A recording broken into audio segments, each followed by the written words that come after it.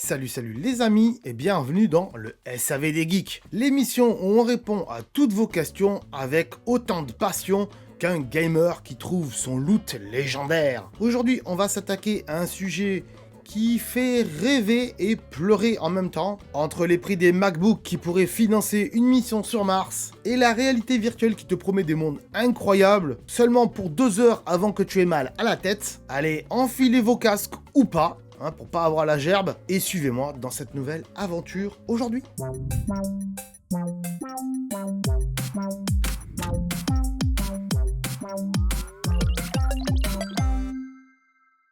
On va encore une fois aujourd'hui commencer par la question geek et on fera la question Apple après. Et la première question, elle nous vient de Cyberfan Luc qui nous demande: les casques VR, c'est l'avenir du gaming ou juste un truc pour tester juste 2 heures? Ah, j'ai envie de dire, je sais pas.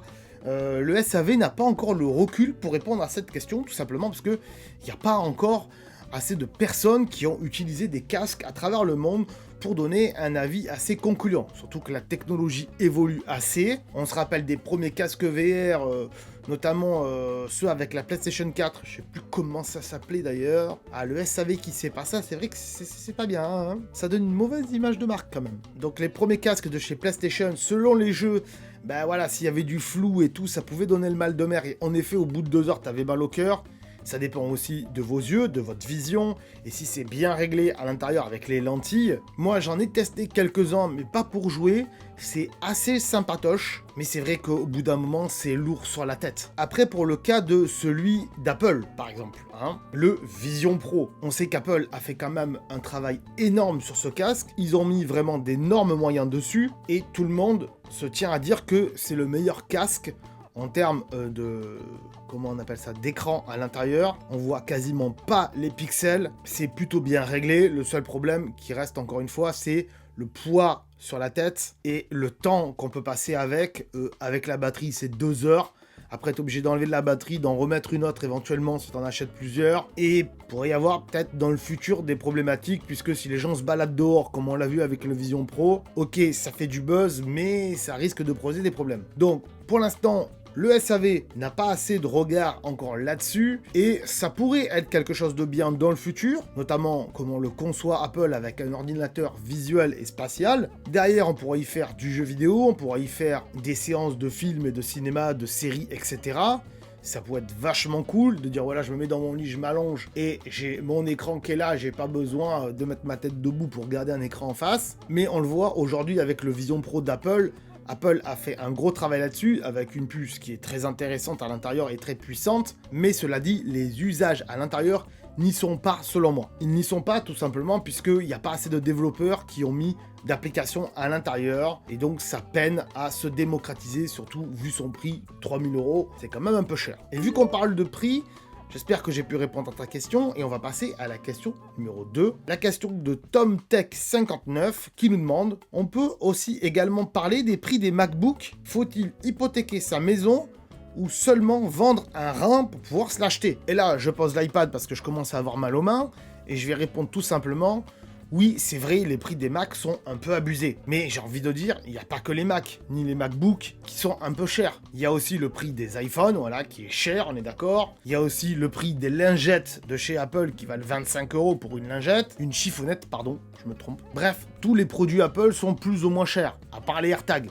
35 €, ça passe. Mais il faut se dire une chose, aujourd'hui, Apple est une marque de luxe. Voilà, est une marque tech de luxe, puisqu'ils appliquent les mêmes marges que dans le luxe, Voilà, 30, 50% selon les produits, voilà, c'est normal. Après, ils sont quand même beaucoup dans l'entreprise, il faut les payer aussi.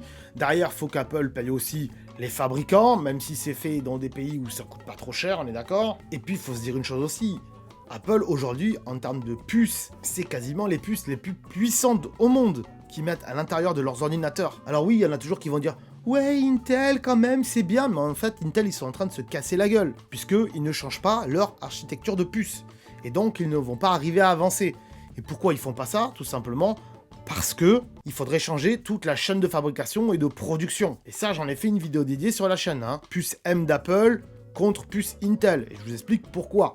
Donc je vous mettrai la vidéo en suggestion à la fin de celle-ci. Non, ça va. Résultat, voilà pourquoi les produits Apple sont chers, puisque Apple fait de la qualité, on est bien d'accord. Ils font pas un appareil que tu peux jeter demain matin et tu t'en fous complètement. Non, au moins quand tu mets le prix là-dedans, tu sais que tu vas le garder plusieurs années en tout cas. Et j'ai envie de dire, est-ce qu'Apple, est-ce qu'ils ont quelque chose à faire du prix des appareils? J'ai envie de dire pas vraiment. Pourquoi? Parce que ça se vend en fait. Même à des prix aussi faramineux, on est bien d'accord, ça se vend quand même. En fait, ta question, elle est plutôt là pour dire, les MacBooks ou les iPhones sont des produits grand public, que tout le monde achète, donc ça devrait être moins cher. Et Apple, ils s'en foutent. Ils les vendent quand même. Donc pourquoi ils vont baisser leur marge? Pourquoi ils vont baisser leur prix? Si tu veux un truc moins cher tout en restant chez Apple, bah tu prends les entrées de gamme.